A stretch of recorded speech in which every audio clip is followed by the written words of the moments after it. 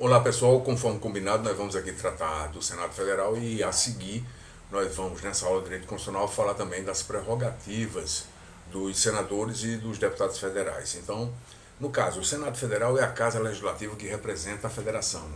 Os estados são representados no Senado por 3 senadores, né? Então, o artigo 46 estabelece que o Senado Federal compõe-se de representantes dos estados e do Distrito Federal eleitos segundo o princípio majoritário, aquele princípio que eu disse que, no caso, o eleito é o que obtiver mais votos na eleição, diferentemente do sistema proporcional, conforme, né, nós demonstramos justamente que é um outro critério utilizado para as outras casas legislativas, no caso, no âmbito federal, para a Câmara dos Deputados e para as Assembleias Legislativas no âmbito dos estados e nos municípios, as câmaras de vereadores.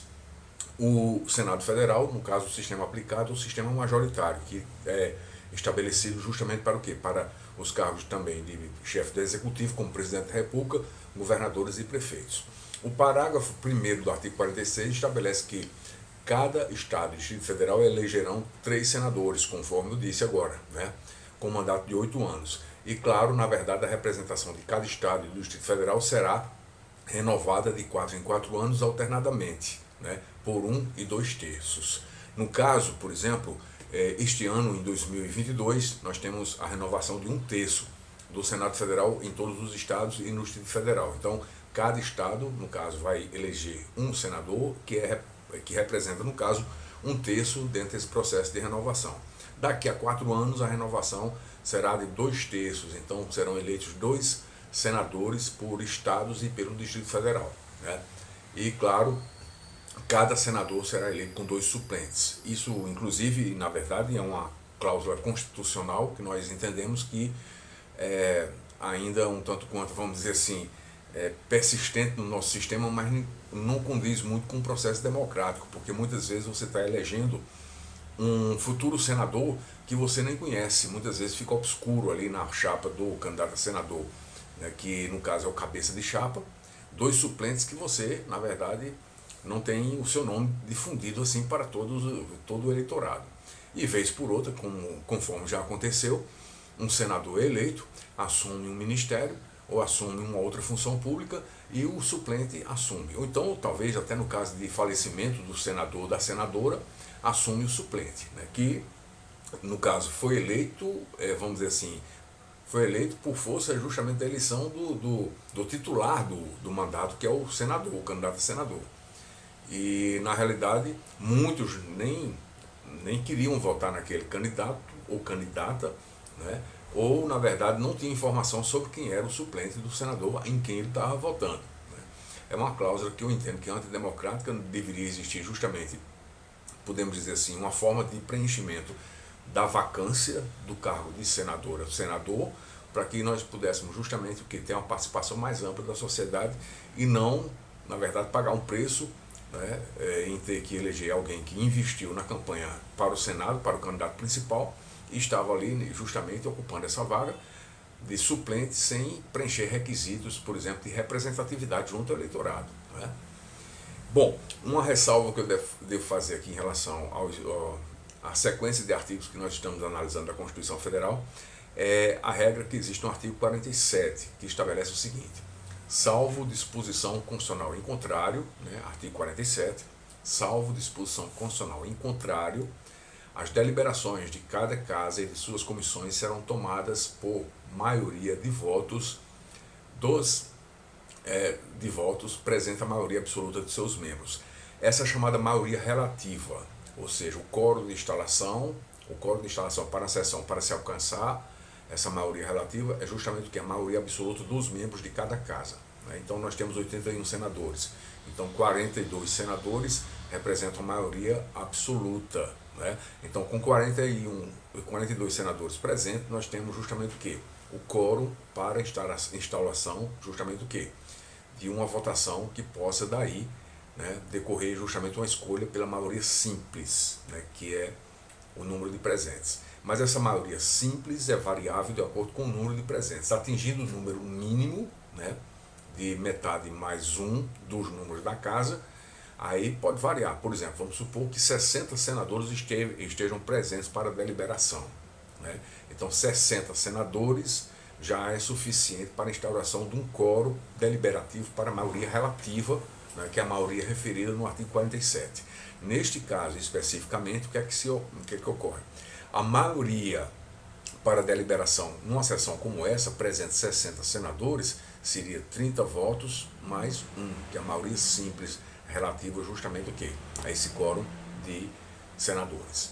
Então, na sequência ainda nós temos que observar, né, como eu falei anteriormente, né, nós temos que tratar aqui das prerrogativas, que é o regime jurídico dos parlamentares, dos deputados e dos senadores. Né?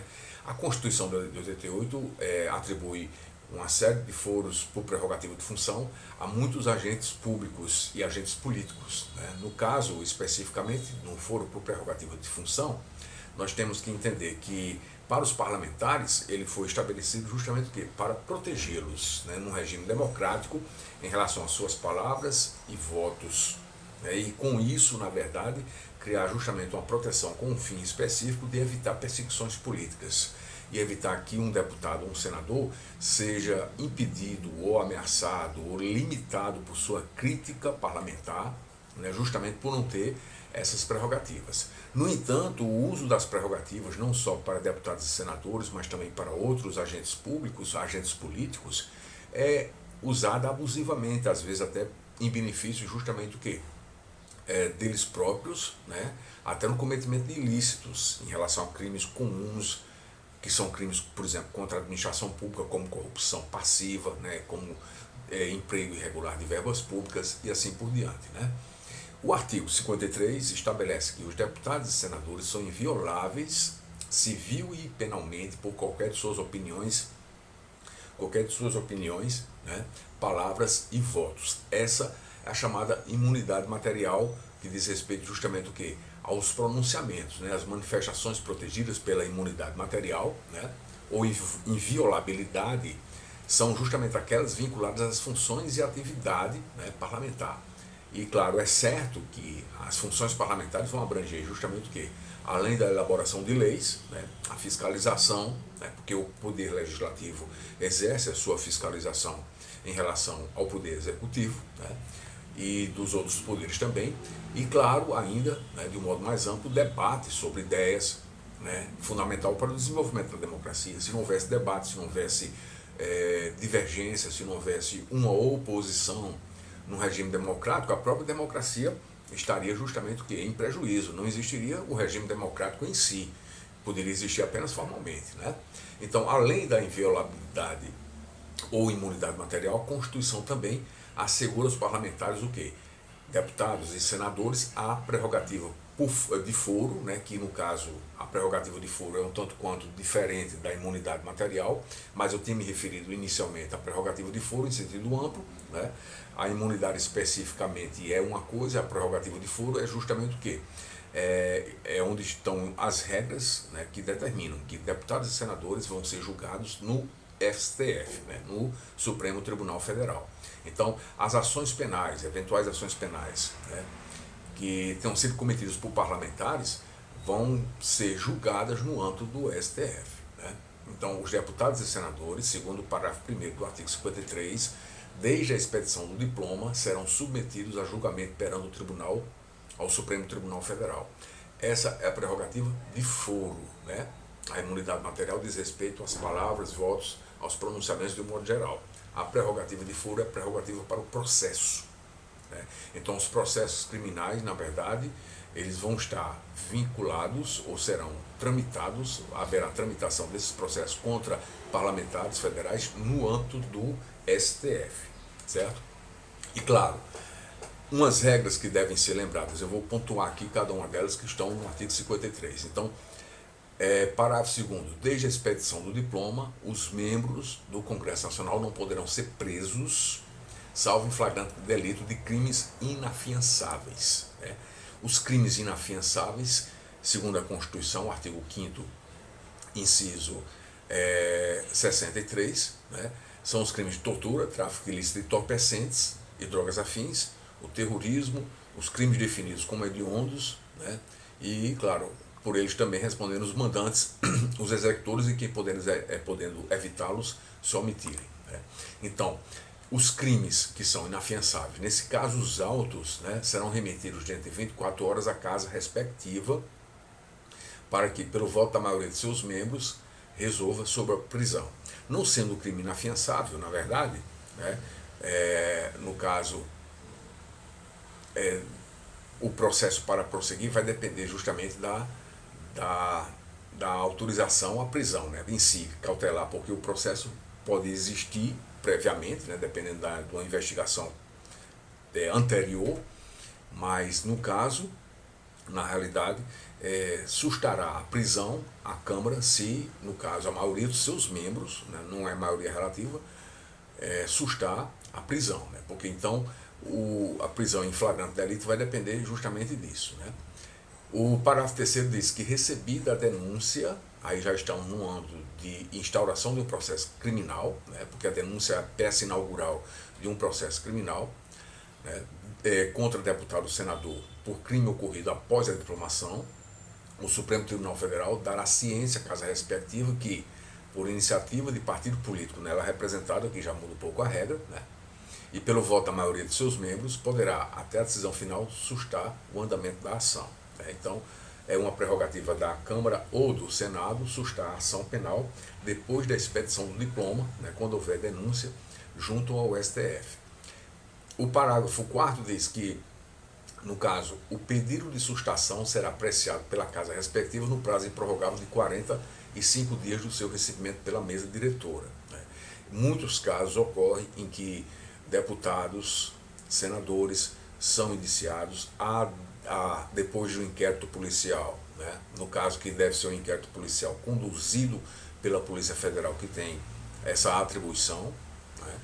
E os autos são remetidos ao Procurador da República, que denuncia o deputado, né, ou senador. A Câmara, na verdade, não concordando justamente com a ação penal, suspende, mas essa suspensão não prejudica o prazo prescricional, né? Porque a sustação do processo, né, suspende a prescrição enquanto durar o mandato, ou seja, a prescrição para beneficiar o réu, no caso, não vai justamente correr. O prazo prescricional, que seria uma causa extintiva de punibilidade, que ocorrendo a prescrição, no caso, apaga a culpabilidade, extingue-se a punibilidade do agente, né? Então não correria o prazo prescricional, ou seja, o prazo prescricional ele fica suspenso, né? E a prescrição, na verdade, não corre, né? O prazo prescricional fica suspenso e a prescrição não corre. Parágrafo 6º.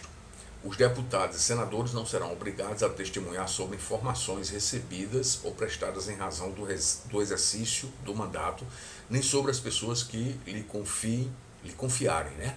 Ou deles receber informações. No caso, aí é o direito do deputado ou do senador de ser informado. De alguma forma, mudando o que deve ser mudado, aquilo que ocorre com o sigilo da fonte em relação à informação jornalística, né? O jornalista não é obrigado a dizer qual é a fonte onde ele obteve determinada informação. No entanto, porém, contudo, é importante observar que o jornalista ele se responsabiliza perante a comunidade, mas geralmente os informantes de jornalistas eles são da confiança do jornalista e o jornalista se sente encorajado para repassar a informação, né? O deputado ou senador, se tiver indício de autoria de crime, de alguma coisa que esteja acontecendo, que ele possa entender que é objeto de investigação ou até de uma abertura de CPI, ele vai proceder desse modo, né? Inclusive fazer uma denúncia pública, fazer um pronunciamento a respeito, mas resguardar o sigilo da fonte. O parágrafo 7º diz que a incorporação às Forças Armadas de deputados e senadores, embora militares, e ainda que em tempo de guerra, dependerá de prévia licença da casa respectiva. O parágrafo 8º diz que as imunidades de deputados ou senadores subsistirão durante o estado de sítio, só podendo ser suspensas mediante o voto de 2/3 dos membros da casa respectiva, nos casos de atos praticados fora do recinto do Congresso Nacional que sejam incompatíveis com a execução da medida. Então, no caso, na verdade, as imunidades persistem, né? Inclusive subsistirão até em estado de sítio. Estado de sítio, de acordo com o artigo 137, É uma situação constitucional excepcional, sem romper com a Constituição, em que a legalidade é suspensa. Inclusive, direitos e garantias fundamentais ficam suspensos durante um determinado período, como o sigilo de comunicações, o direito de reunião, né? E isso ocorre por conta de quê? Por conta de uma convulsão que possa estar acontecendo na sociedade, que não foi possível restabelecer a paz através de um estado de defesa, conforme está previsto no artigo 136, que é uma modalidade de legalidade extraordinária prevista na própria Constituição para manter a ordem democrática. O estado de sítio pode acontecer justamente por conta da ineficiência das medidas tomadas no estado de defesa, ou pode acontecer por conta justamente do quê? De uma declaração de guerra armada, né, uma invasão estrangeira no Brasil, que tem que se declarar guerra, tem que se fazer um estado de sítio, justamente o quê? Para convocar toda a população.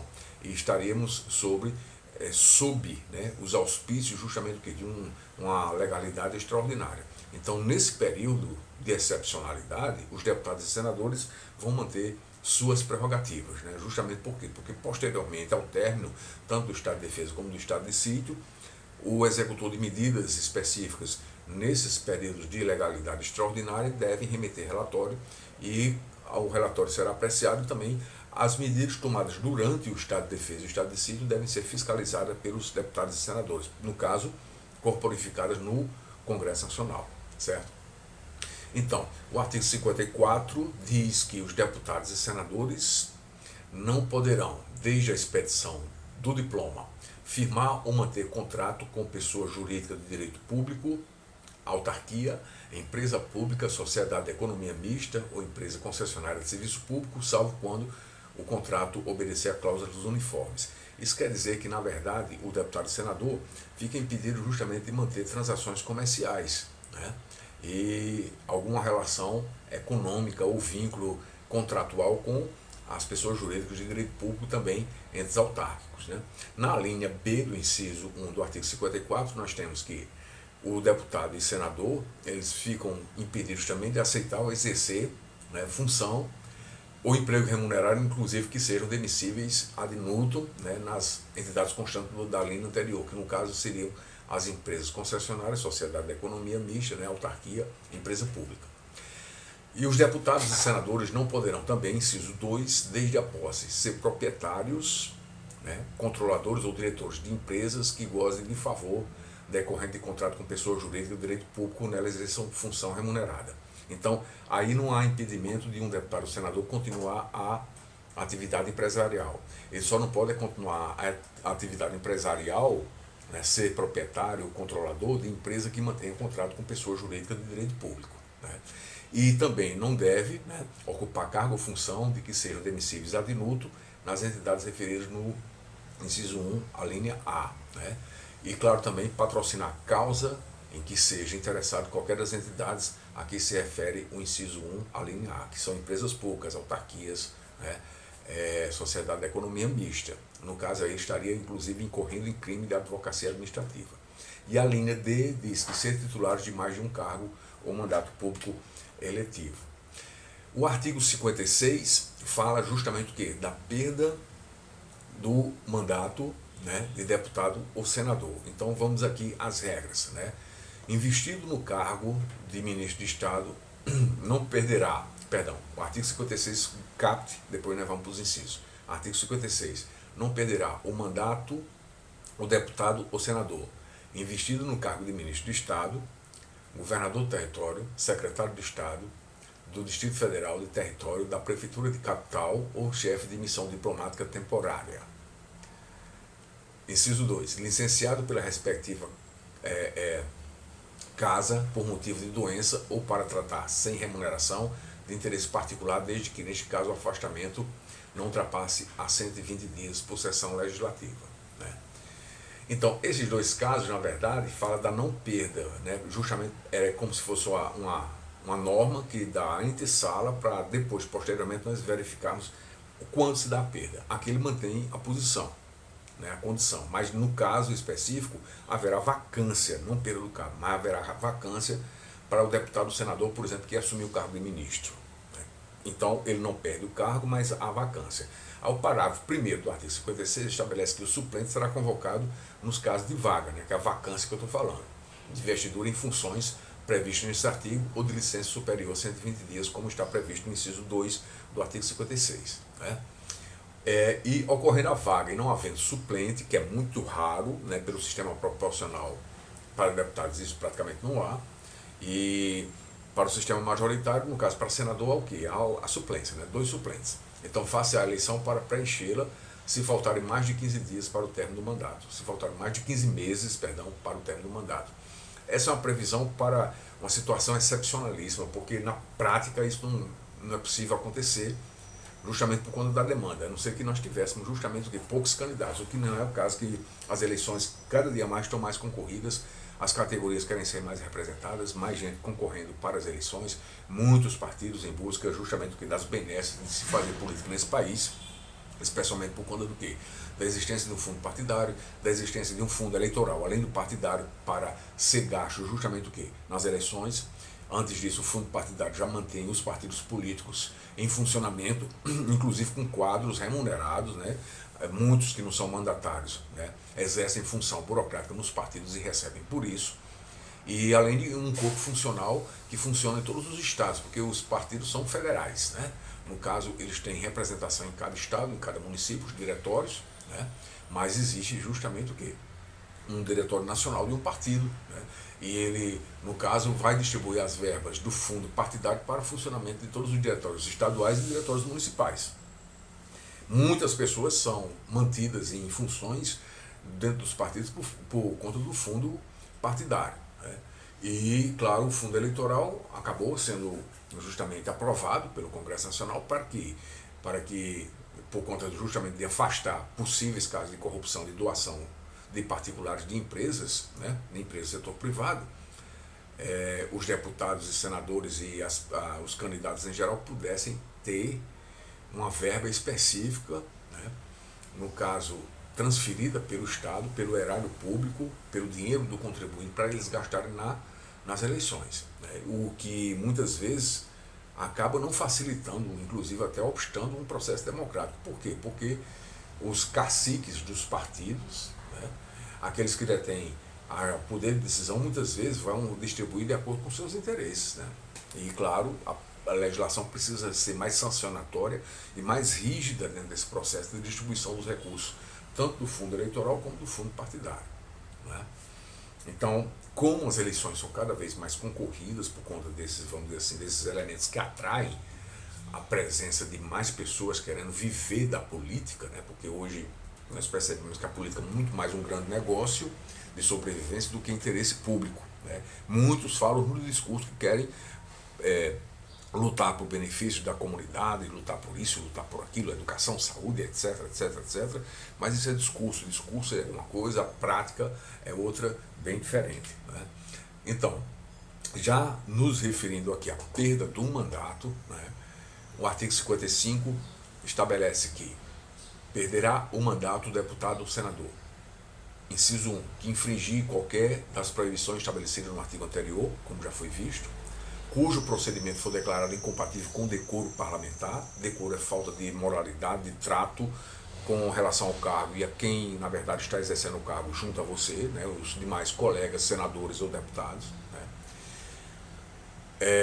Inciso 3, que deixar de comparecer em cada sessão legislativa a terça parte das sessões ordinárias da Casa a que pertencer, salvo licença ou omissão por esta autorizada. Inciso 4, que perder ou estiver suspenso os direitos políticos, né.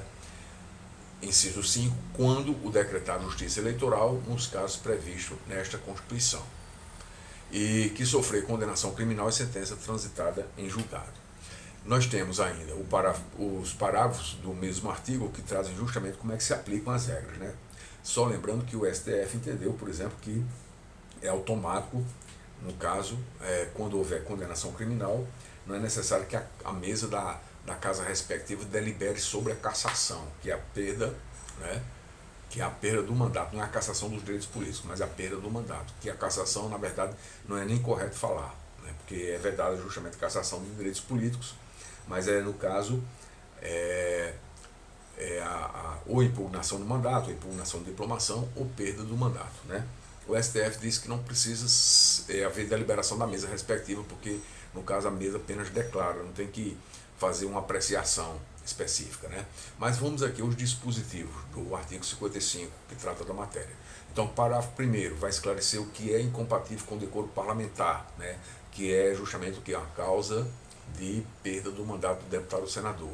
Então diz, é incompatível com o decoro parlamentar, certo? Além dos casos definidos no regimento interno, porque cada casa tem um regimento interno, como se fosse o estatuto de funcionamento de cada casa, o abuso das prerrogativas asseguradas a membro do Congresso Nacional ou a percepção de vantagens indevidas. Então, por exemplo, usar um discurso com palavras de baixo calão, agredindo, difamando, atribuindo caluniosamente fatos criminosos a colegas sem ter a prova, né?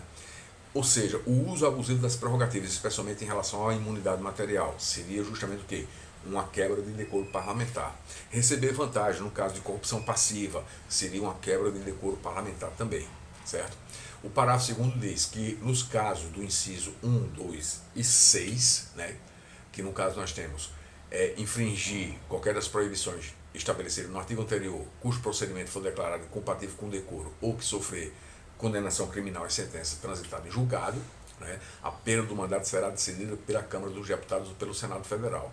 No caso específico, né, que sofrer condenação criminal, o STF já entendeu, né, que no caso não precisa essa apreciação. A declaração deve ser feita pela mesa. Então foi uma decisão assim do STF de mais um ativismo político que nós temos, né, ativismo político-judicial que nós tivemos no Brasil. Mas tudo bem, nós entendemos que inclusive essa foi uma das decisões com base em ativismo político-judicial, ativismo judicial do STF, que foi benéfica para a comunidade, porque às vezes o corporativismo, né, a defesa própria da corporação acabava na verdade fazendo com que houvesse uma proteção em excesso do deputado. Em muitos casos, né, houve casos, por exemplo, de senadores e deputados que não perderam o mandato, mesmo que fossem condenados em processos criminais e recorreram e entraram com revisão através de recursos e coisas assim que, sinceramente, né, houve quebra de decoro também, mas a Câmara ou o Senado não entenderam dessa forma, né, que deveria haver perda de mandato, mas o STF mudou o entendimento, né, e determinou que a perda do mandato fosse declarada justamente porque depois de uma condenação criminal transitada em julgado, não haveria mais como protelar uma situação e manter um deputado, um senador que fosse um criminoso ali, condenado em última instância, sem caber mais recursos, né? E no caso do inciso 3 a 5, no caso que deixar de comparecer às sessões, né, de acordo com o que é exigido pelo regimento interno, né, que perdeu ou tiver suspenso os direitos políticos quando decretar justiça eleitoral nos casos previstos na Constituição, né, a perda será declarada pela mesa da Câmara de ofício ou mediante provocação de qualquer de seus membros, né, ou de partido político representado no Congresso Nacional, assegurada a ampla defesa. O parágrafo 4º, né, diz que a renúncia de parlamentar submetido a processo que vise ou possa levar à perda do mandato nos termos legislativos terá seus efeitos suspensos até as deliberações finais de que trata o parágrafo 2º e o parágrafo 3º.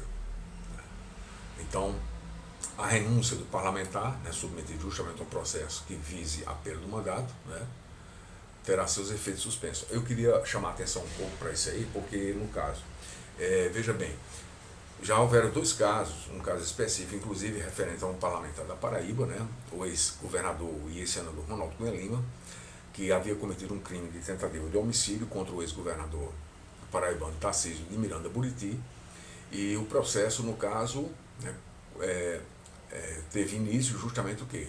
Com o fim do inquérito policial já, ainda quando no caso, o ex-governador, mas na ocasião do crime, ele era governador, depois renunciou, né, começou na justiça comum, né, isso se deu em 1993, em 94 ele foi eleito senador.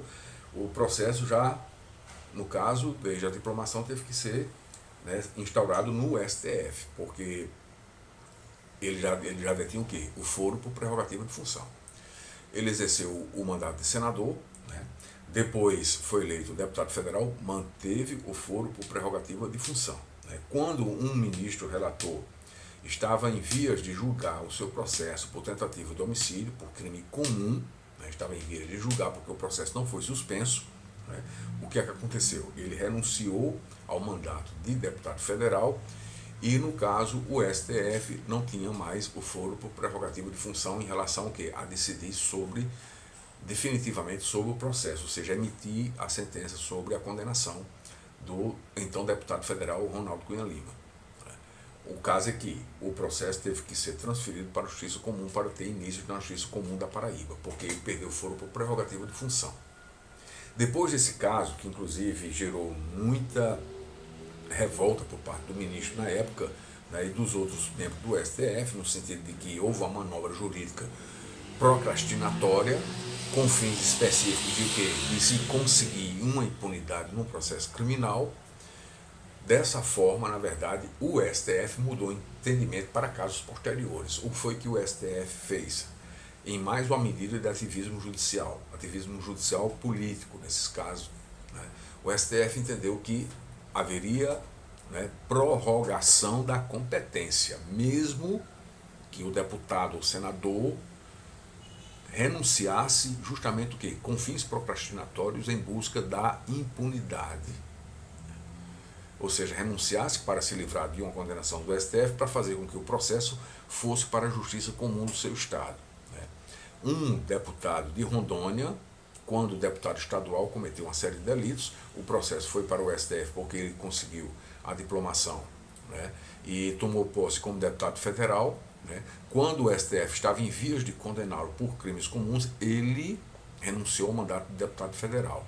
Mas o STF prorrogou a sua competência e julgou o processo até o final. Mesmo que ele tenha renunciado, o STF entendeu que o processo não iria para a Justiça Comum. Então o STF exerceu, de alguma forma, aí, uma prerrogativa que foi sua para fins especificamente de uma defesa de um Estado democrático de direito, que deve ser tratado com respeito a regras que evitem que manobras políticas de pessoas que estejam investidas em cargos públicos possam ser utilizadas justamente o quê? Para, vamos dizer assim, minar todo o sistema acusatório, todo o sistema punitivo que vise justamente o quê? Manter fora das funções públicas pessoas que cometem crimes de corrupção ou cometeram crimes comuns e queiram usar justamente o quê? A prerrogativa de foro para favorecimento próprio. Tá? Então é isso, pessoal. Ficamos aqui nessa aula, né, uma aula complementar para vocês de Direito Constitucional, falando justamente o que da estrutura e do funcionamento do Senado Federal em linhas gerais, o que está previsto na Constituição, e seguimos na sequência dos artigos aqui falando do regime jurídico dos parlamentares. Um forte abraço e até lá.